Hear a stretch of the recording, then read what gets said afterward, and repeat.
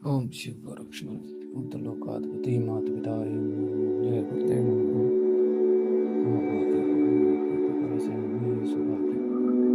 ओम शिव गोरक्षण राज प्रथम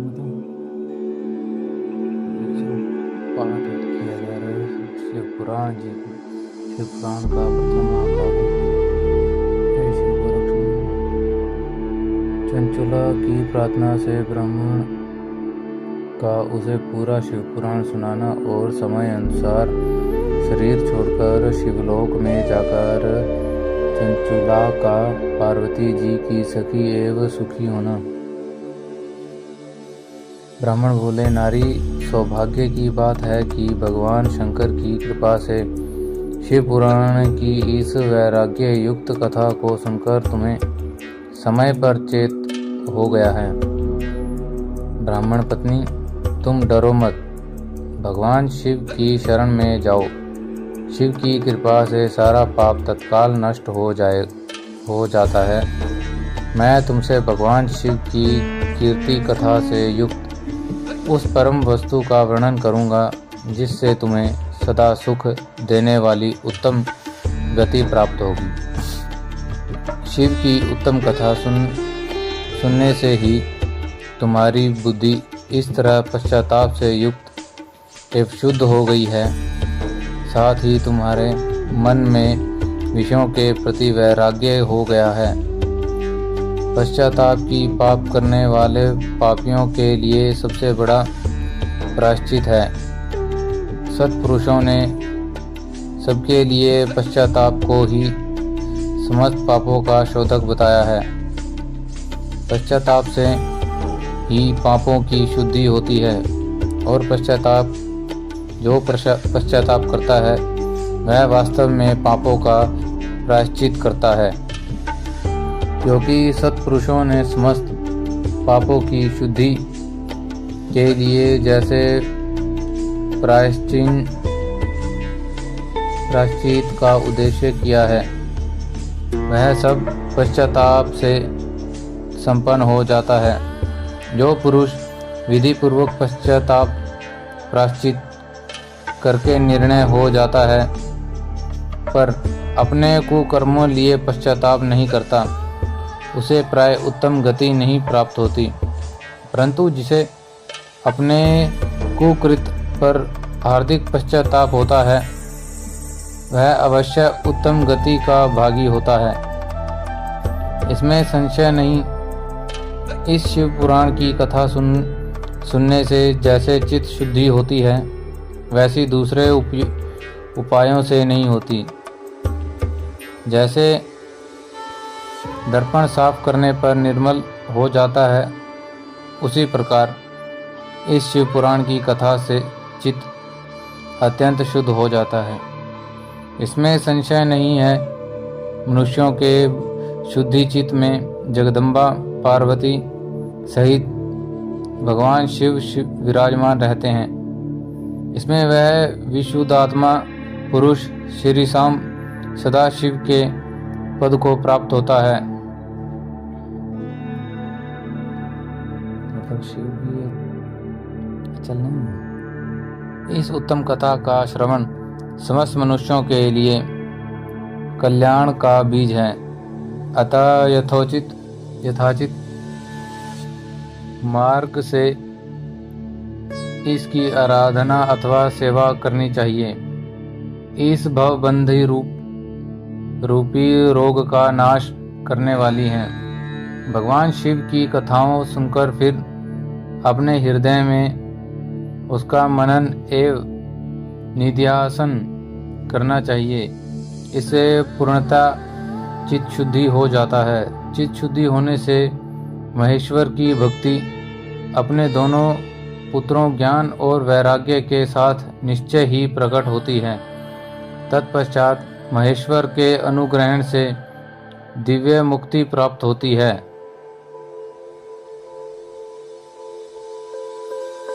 इसमें संशय नहीं है। जो मुक्ति से वंचित है उसे पशु समझना चाहिए, क्योंकि उसका चित्त माया के बंधन में आसक्त है, वह निश्चय ही संसार बंधन से मुक्त नहीं हो पाया। ब्राह्मण पत्नी, इसलिए तुम विषयों से मन को हटा लो और भक्ति भावना से भगवान शंकर की इस परम पावन कथा को सुनो। परमात्मा शंकर की इस कथा को सुनने से तुम्हारे चित्त की शुद्धि होगी और इससे तुम्हें मोक्ष की प्राप्ति हो जाएगी। जो निर्मल चित्त से भगवान शिव के चरणार बिंदों का चिंतन करता है, उसकी एक ही जन्म में मुक्ति हो जाती है। यह मैं तुमसे सत्य सत्य कहता हूँ। सूत जी कहते हैं, शौनक, इतना कहकर वे श्रेष्ठ शिव भक्त ब्राह्मण चुप हो गए। उनका हृदय करुणा से आर्द्र हो गया। वे शुद्ध चित्त महात्मा भगवान शिव के ध्यान में मग्न हो गए।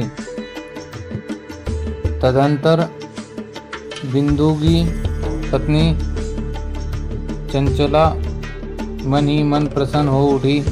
ब्राह्मण का उत्तम उपदेश सुनकर उसके नेत्रों में आनंद के आंसू छलक आए।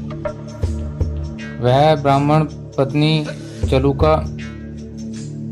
चंचला हर्ष भरे हृदय से उन श्रेष्ठ ब्राह्मण के दोनों चरणों में गिर पड़ी और हाथ जोड़कर बोली, मैं कृतार्थ हो गई। तत्पश्चात उठकर वैराग्य युक्त उत्तम बुद्धि वाली वह स्त्री, जो अपने पापों के कारण आतंकित थी, उस महान शिव भक्त ब्राह्मण से हाथ जोड़कर गदगद वाणी में बोली। चंचुला ने कहा, ब्राह्मण शिव भक्तों में श्रेष्ठ स्वामिन, आप धन्य हैं, परमादर्शी हैं और सदा परोपकारों में लगे रहते हैं। इसलिए श्रेष्ठ साधु पुरुषों ने भी प्रशंसकों के योग्य हैं। साधु, मैं नरक के समुद्र में गिर रही हूँ, आप मेरा उद्धार कीजिए। पौराणिक अर्थतत्व से संपन्न जिस सुंदर शिव पुराण की कथा को सुनकर मैंने अपने संपूर्ण विषयों से वैराग्य उत्पन्न हो गया है, उसी इस शिव पुराण को सुनने के लिए इस समय मेरे मन में बड़ी श्रद्धा हो रही है।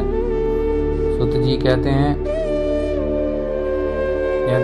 ऐसा कहकर हाथ जोड़कर उनका अनुग्रह पाकर चंचला उस शिव पुराण की कथा को सुनने की इच्छा मन में लिए उन ब्राह्मण देवताओं की सेवा में तत्पर हो वहां रहने लगी। तदंतर शिव भक्तों में श्रेष्ठ और शुद्ध बुद्धि वाले उन ब्राह्मण देव ने उसी स्थान पर स्त्री को शिव पुराण की उत्तम कथा सुनाई। इस प्रकार उस गोकर्ण नामक महाक्षेत्र में उन्हीं श्रेष्ठ ब्राह्मणों ने उनसे शिव पुराण की वह परम उत्तम कथा सुनी, जो भक्ति ज्ञान और वैराग्य को बढ़ाने वाली तथा मुक्ति देने वाली है। उस परम उत्तम कथा को सुनकर वह ब्राह्मण पत्नी अत्यंत कृतार्थ हो गई। उसका चित्त शीघ्र ही शुद्ध हो गया। फिर भगवान शिव के अनुग्रह से उसके हृदय में शिव की सगुण रूप का चिंतन होने लगा। इस प्रकार उसने भगवान शिव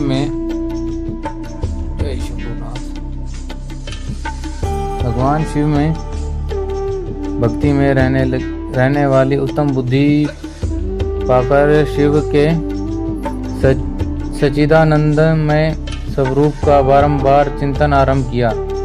तत्पश्चात समय के पूरे होने पर भक्ति ज्ञान और वैराग्य युक्त हुई चंचला ने अपने शरीर को बिना किसी कष्ट के त्याग दिया। इतने में ही त्रिपुर शत्रु भगवान शिव का भेजा हुआ एक दिव्य विमान दूत गति से वहां पहुंचा, और जो उनके अपने गणों से संयुक्त और भांति भांति के शोभा साधनों से संपन्न था।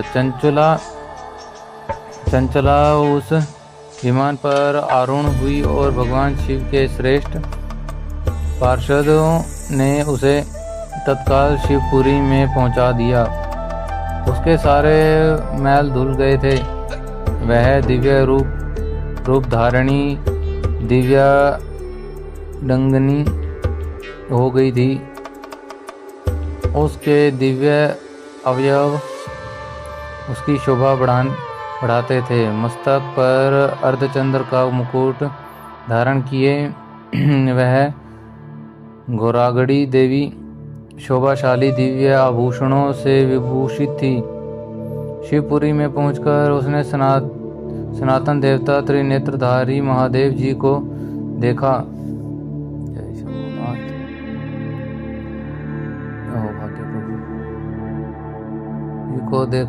सभी मुख्य देवता उनकी सेवा में खड़े थे। गणेश मृडंगी नंदीश्वर तथा वीरभद्रेश्वर आदि उनकी सेवा में उत्तम भक्ति भाव से उपस्थित थे। उनकी अड़ंग कांति करोड़ों सूर्य के समान प्रकाश हो रही थी। कंठ में नीला चिन्ह शोभा पाता था और 5 मुख और प्रत्येक मुख में 3-3 नेत्र। मस्तक पर अर्धचंद्राकार मुकुट शोभा देता था। उन्होंने अपने वामांगण भाग में गौरी देवी को बिठा रखा था, जो कि विद्युत पुत्र के समान विद्युत पूजन के समान प्रकाशित थी। गौरीपति महादेव जी की कांति कपूर के समान गौरी थी। उनका सारा शरीर श्वेत भस्म से भासित था। शरीर पर श्वेत वस्त्र शोभा पा रहे थे। इस प्रकार परम उज्ज्वल भगवान शंकर का दर्शन करके वह ब्राह्मण पत्नी चंचला बहुत प्रसन्न हुई। जय श्री